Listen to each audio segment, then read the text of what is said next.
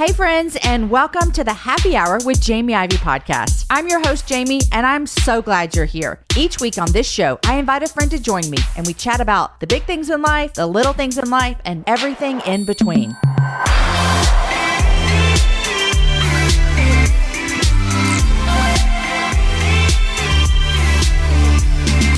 Carlos Whittaker, welcome back to the Happy Hour. Well, thank you, Jamie Ivey. This seems like it's going to be like a yearly thing. The last time you were on was May of 2021. Oh, really? That feels like 3 lifetimes ago. That does. Like, let's just be honest. That feels like 4 freaking ever ago. It does. I laughed in your book when you said something like, ask anyone, say the year 2020, and what is their response? Yeah. And I was like, oh, yeah.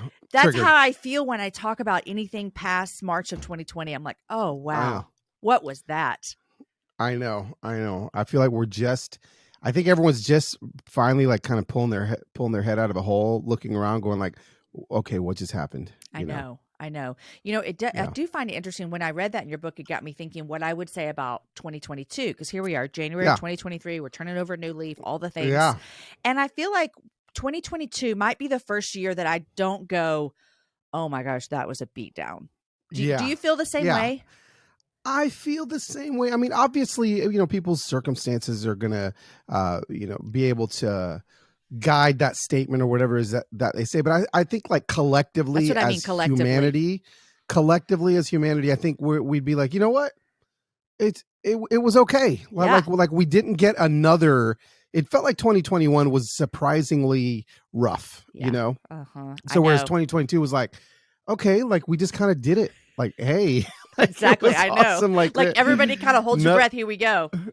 Yeah. I agree. I found that so interesting as I was reading your book, and we're just jumping in because that's how we're rolling here today, is that 2020 did feel that way for me, because collectively is the key word. Because I could say to you, like, 2010 was one of the hardest years of my life. Maybe not for you though, but it was for me, just some personal circumstances. But then 2020 was just like, oh my gosh, everybody's going through the same collective hardship. And maybe for the first time in you and I's lifetime, I know that like my grandparents have passed, but I would imagine they would have years too where they could say like, oh no, you weren't here and during the Great Depression and stuff. But for us in our generation, I do feel like it was a year that we all just go, wow, we collectively hurt together. And you wrote, I don't know how to describe this without making you feel weird. Okay. So I'm going to try real quick. Okay. You were one of the people that almost rose. This sounds so weird about to say. I didn't even write this down. Where's this coming from? You almost like rose out of the ashes as this leader for people to look to, that we could go, okay, collectively this year feels pretty crappy. But you know what? Carlos is offering something else. And I don't know how you take that. And I know that you know that about yourself. Can you talk to me just for a second of where did that Carlos come from? It wasn't a new Carlos by any means. I don't want to make it sound like that. Sure. No. But it rose up in that season that was such a help for your followers online. Yeah. Can you tell us a little bit about how that rose up? And I don't know if it was love that question. Something you talked about in your book about posting something and then a sweet person reposting it and it just went viral. And I don't know if it was that moment. So I wanted you to tell me where did that come from? Yeah. Great. You're always so good with your questions. Oh. That is, I feel, I mean, like, I'm hopping along 2019, early 2020, things are good. Like I've got, my Instagram platform is helping feed my family. I'm getting booked for events. People are buying my books. Like, I'm like, yeah, this is sweet. Like, it's fine. Like Carlos is helping people live their best life, whatever. And then, and then 2022 hit 2020 hit. And I just remember, and I talk about this in my book, but I just remember feeling when the Ahmaud Arbery shooting happened, feeling this sense of like, oh my gosh, like my primarily white evangelical conservative audience may not be ready for me to talk about this. And I just remember like sitting at my desk, looking at my phone with the camera open, just like recording. I hit record because I was like, I need to say something, but I just didn't say anything for like an hour. I delete it. And then I try to say something, I delete it. And I just remember thinking like, Lord, is this the time? Like, is this when I'm supposed to rise to start speaking on maybe some harder things? Not that I hadn't spoken on hard things before, but this was just different, right? So I posted it, yeah. And the video was how my white friends how white people can help their black friends in this moment. And I don't know. I think I may have lost 1/3 of my Instagram followers in 24 hours. And that was when, Jamie, that I freaked out. And to be honest with you, the next morning when I woke up and I saw like 7,000 followers were gone, I went and I hit delete on the video. Like I literally was like, I'm out, Lord, like this was a mistake. I've lost my career. And so I went and hit delete. But when I hit delete, literally Instagram had a little pop-up that said, "Are you sure?" And I remember thinking like, holy crap. Is this Holy Spirit? Just like, I'd never seen that pop up before. I just remember being like, no, like, and God was like, no, like it's okay. Like the people that need to come are going to come. And so I said, whatever, I didn't delete it. And that began the moment for me where I realized that I could have hard conversations in grace-filled ways.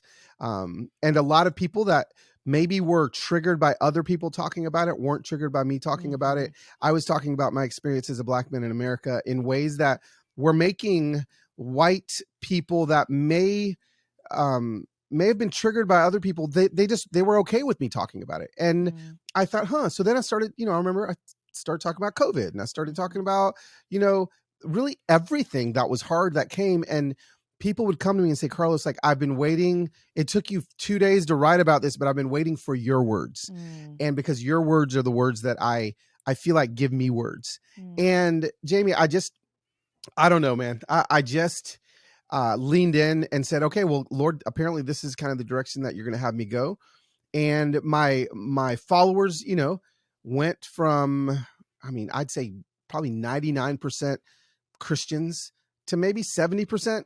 There 30% of non-Christians started following me in my Instagram page, and then it got to 40%. And then next thing you know, I'm speaking to like everybody, and everyone's paying attention. And kind of how you explain it, like, yeah, there was this Carlos that just kind of rose, like, and I just remember thinking, okay, Lord, I've done a lot of great things in my life. I feel proud of what I've done. But I feel like right now, here I am, 48 years old, and I'm just now stepping into the fullness of what you've created me to do. And I think I was created for such a time as this. And I'm just now getting started. So yeah, it's been crazy. It's been fun. But it's been hard too.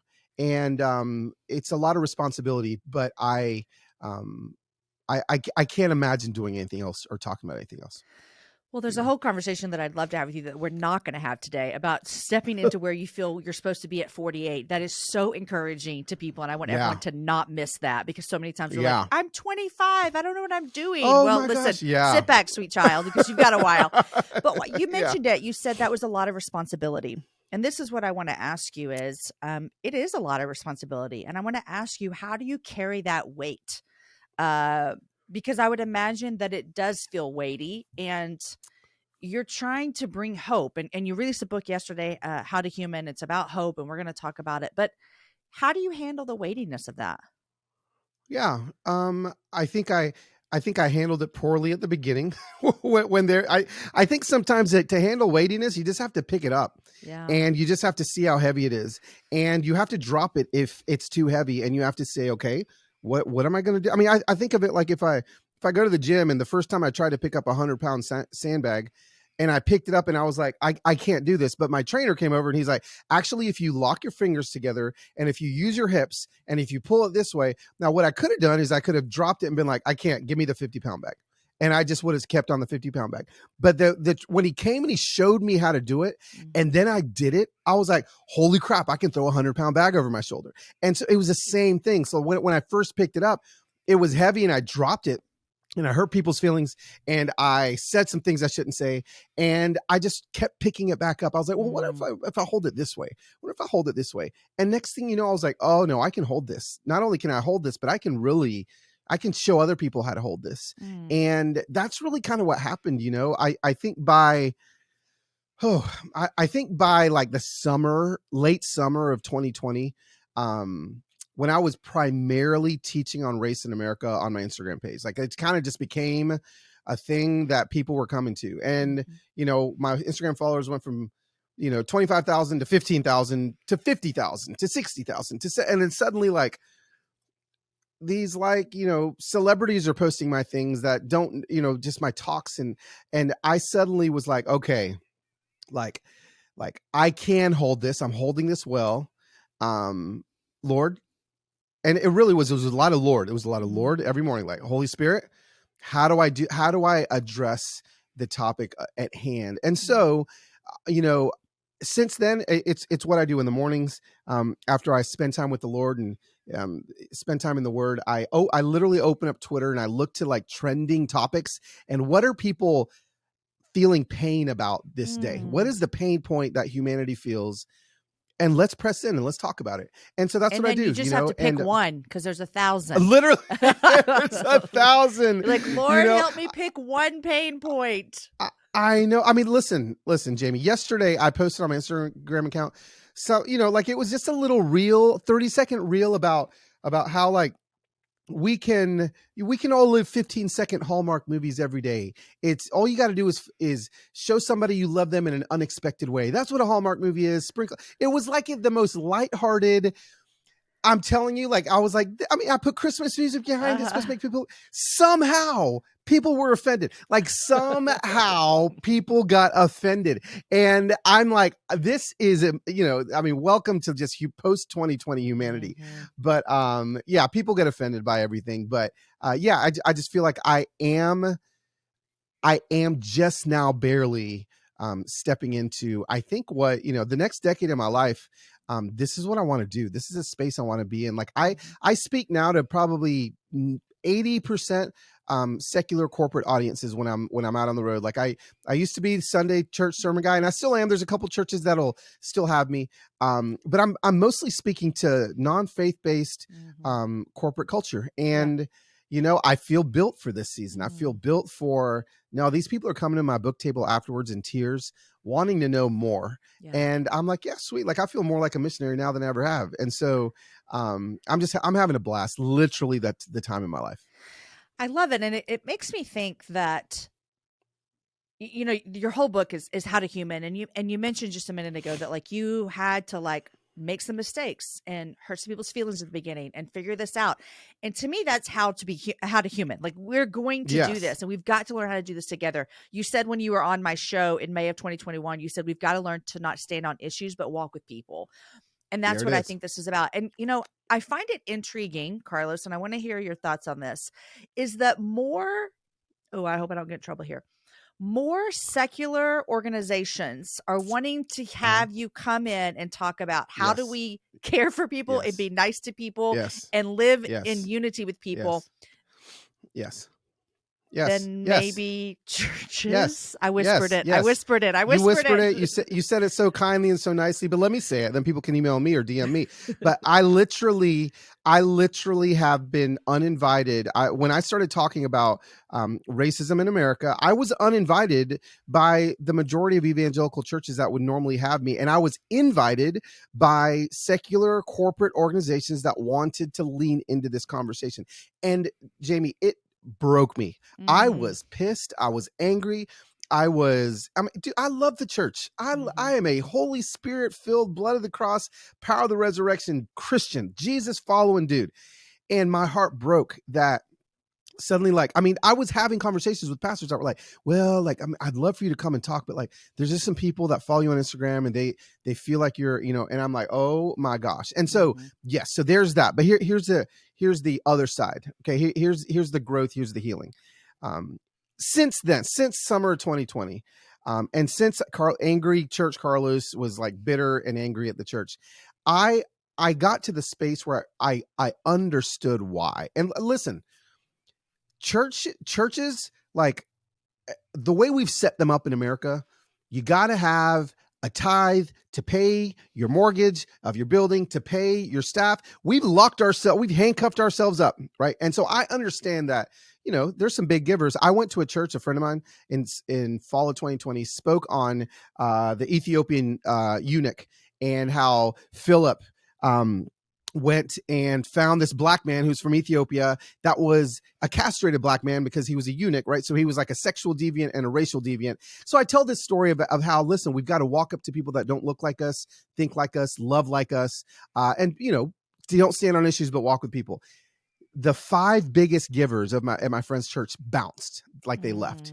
And I felt horrible. Like I felt horrible. But at the same time, he just looked at me. He's like, if they can't handle this, like I don't want them in my church. Now, the beautiful thing is over the last 2 years, I've seen more and more of those spaces that I was uninvited from begin to invite me back in, begin to allow me to come in. And again, it's not like I'm coming in and I'm like, wearing a Black Lives Matter sweatshirt and like picketing out front. Like, no, like I'm just going to come in and say, listen, like, I feel like the last 2 years have set us up as the evangelical church.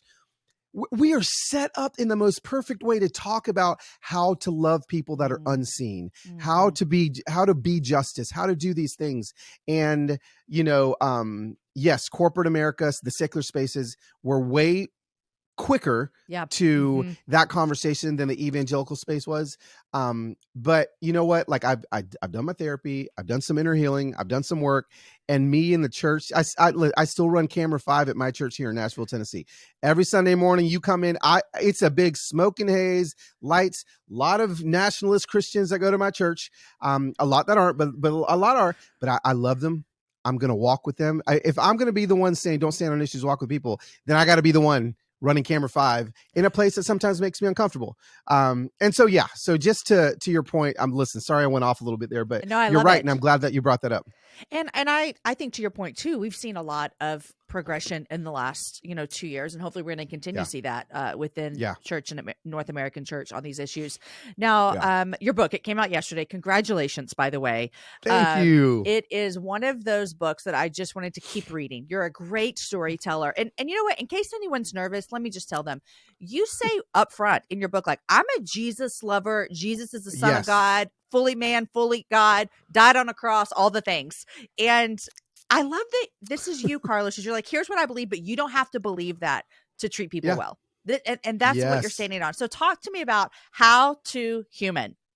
Yes. So first and foremost, how to human, 3 ways to share life beyond what distracts, divides, and disconnects us. Right. So I didn't write the subtitle. As anyone that's written a book, that's the editor's job. And I was like, oh, that's pretty good. I think that's what great. The book's about. So cool. Yeah, sure. But like I tell people again, and a lot of people that follow me on my socials they don't have the same faith I do. And, but they follow me because they feel like I give them good resources on how to human. And I'm using human as a verb here. But you don't have to be an evangelical Christian to read this book. I use Jesus as the example of the greatest human to ever walk the face of the earth. I believe Jesus was the Son of God. I believe that he died and rose again. You can just believe he was a historical figure and he still wins the human of the Millennium Award or whatever, of the Ever Award, right? And so we take his life and take his stories, and I divided it into 3 sections. Again, you don't even have to buy the book. This is how you human. Be human, see humans, and free humans. You want to buy the book, guys. Trust me, okay? Yeah, okay, you want to. But be human, see humans, free humans. That's it over and over. Be human, see humans, free humans. Be fully who God made you to be. Okay. If you've got like Italian DNA in you and you've never made homemade pasta, what the freak are you doing? Let's go to the store right now and make some pasta. Find those things inside of you that you were created to be. If you're from the South and you love sweet tea and country music, love sweet tea. Be so loud about those things. Be who God created you to be. But then see humans, right? Like see those around us that are invisible. And then it's not enough just to see them, but free them. And I start breaking it down in the book, like how we can do that in a responsible and I think effective way.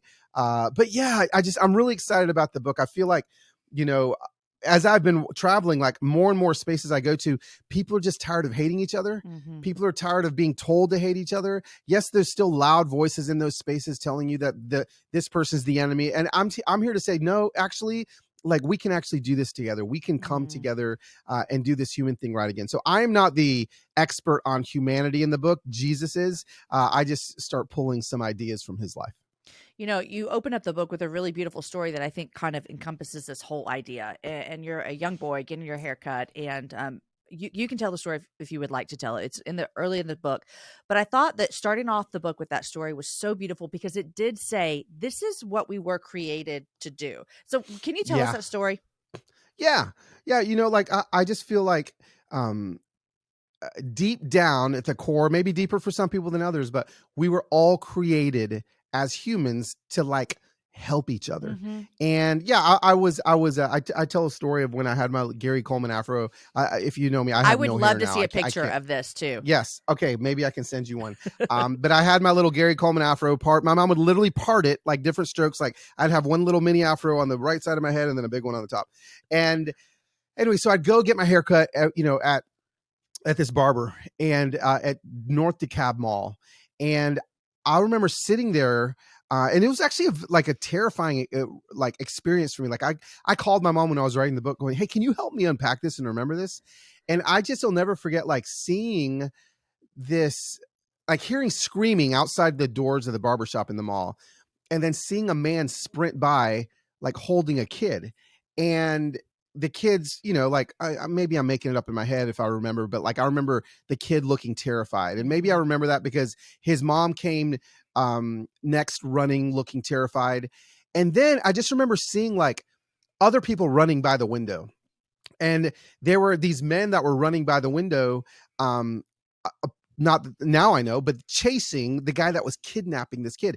And then my barber dropped his clippers and he was a really heavy set guy. And I just remember him tearing out the door, taking off right. And my mom kind of saying, Carlitos, come here, and kind of holding me because I was, shaking.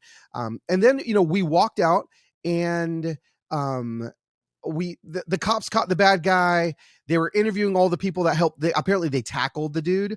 But I remember specifically, obviously over the last 2 years, I remember it even more now as I'm like, the why behind it. But I remember like these people that chased him down, they were like these two young, skinny, redneck looking dudes, like with mullets and like Dukes of Hazzard dudes.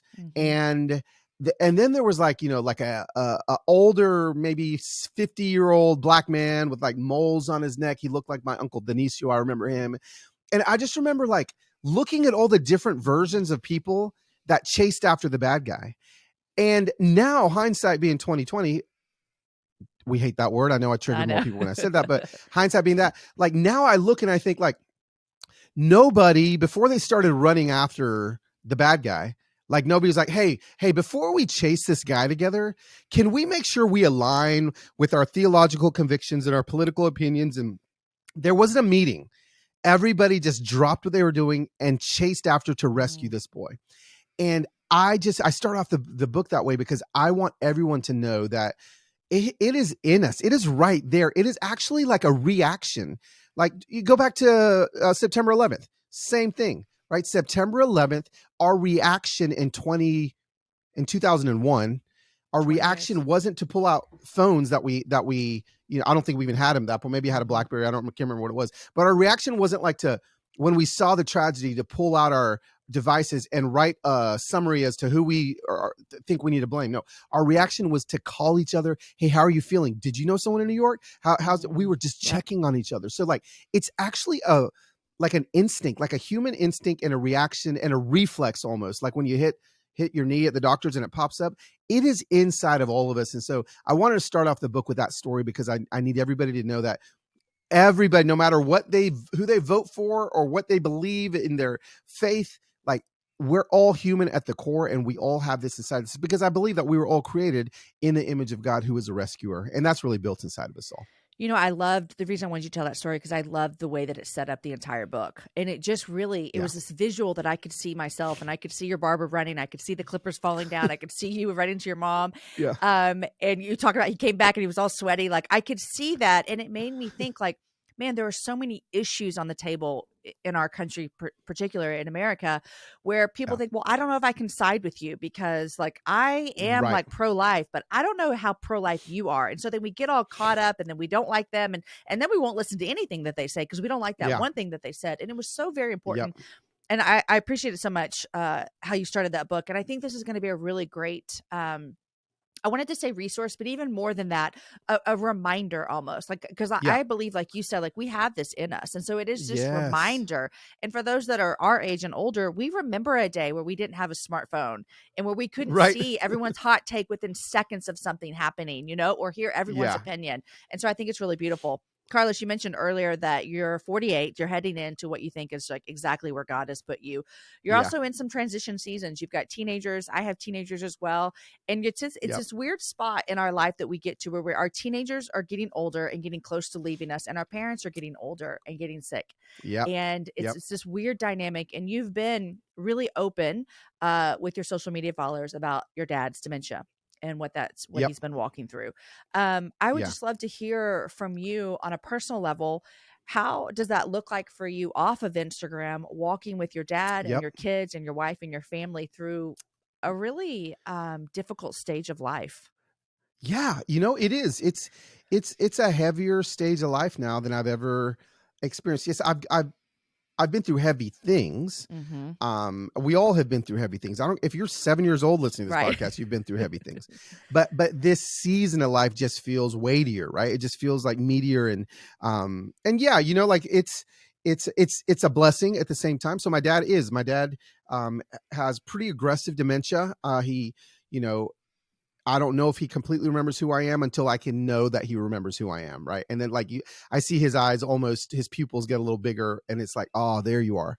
But it's been so difficult. My dad is like my hero. He's a great man of faith, is just impacted so many people's lives. And, but I think, my dad is kind of so far gone into his dementia that now it's about my mom. Now it's about, taking care of my mom, who's taking care of my dad. But my mom's, she's just turned 70. And so she's taking care of her 82-year-old husband. Yep. He kind of robbed the cradle, FYI. But yeah, good for him, because I don't know if he had an 82-year-old wife, how it would be going right now. Be able to take care of him. Yeah. Yeah, that's right. But so it's a lot of, I call my mom more than I've ever called my mom. I mean, I called my mom more than I've ever called my mom. Like, I talk to her every day. I FaceTime her every day. I need her to let her know that, hey, like, whatever you need, like, how I'm helping them, financially more than I've ever, like, suddenly, like, I'm the caretaker. And I'm still kind of taking care of these knucklehead teenagers that are, they look like fully functioning adults, but there's some crooked things that I'm trying to straighten up, and they're, dating and about, maybe an engagement in the next year. And it's such a full, weighty season. I'm trying not to miss any of it because it is so sweet. Yeah. And yes, it's tragic with what's happening with my father, but listen, like, every single one of us listening to this, like, all of our parents are going to die. All of us are going to die. Everyone's listening to this podcast is going to die 100%. One day. And so, like, I just, no one's ever got out of it besides Jesus. And so, like, I just am like, hey, let me document this stuff. Let me talk about this stuff. And gosh, the amount of people that are just so grateful. Yeah. Oh my gosh, Carlos, like, my father or my aunt or my grandpa, this reminds me of this or that. It's just, people are lonely. And the more vulnerable I am, the more authentic I am. I just think, again, it's the whole how to human thing. It's seeing people. It's allowing people to feel seen when they feel so alone in their parents' dementia or grandparents' dementia. And then suddenly they see someone on their phone that's like, hey, listen, like, this sucks and I'm crying and this hurts.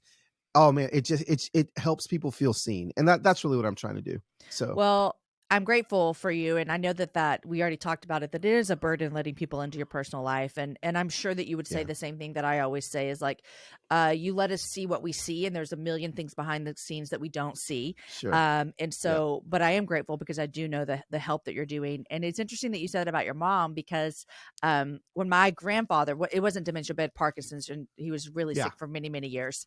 And it is, the caregivers are really this kind of unseen, very lonely group of people that oftentimes we care so much, rightly so, for the person who is sick or whatever, and then forget, like, oh, there's someone that lives here 24/7 that's dealing with this. And so I'm glad that you mentioned that as well. 24/7.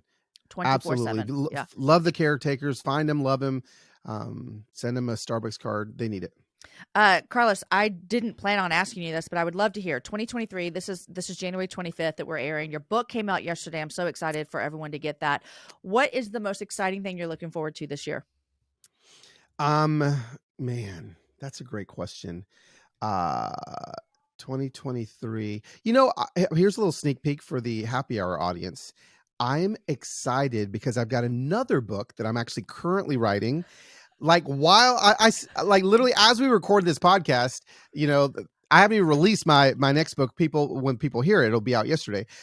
But I'm actually working on the next thing, and I am as excited as I am about How to Human. Let me just go ahead and give a little sneak peek.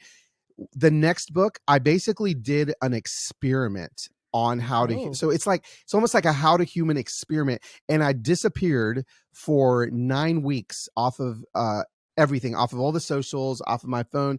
And I just told everyone that I was taking a sabbatical, quote unquote. I remember. But yes. Actually, I actually did something that is going to blow everyone's minds for those 9 weeks, and I can't wait for people to find it. But that's the next book that I'm writing about. Now this is like the largest cliffhanger I've ever been hanging on. Just so you know, I love it. So this is what we'll do when you hit stop. What did he do?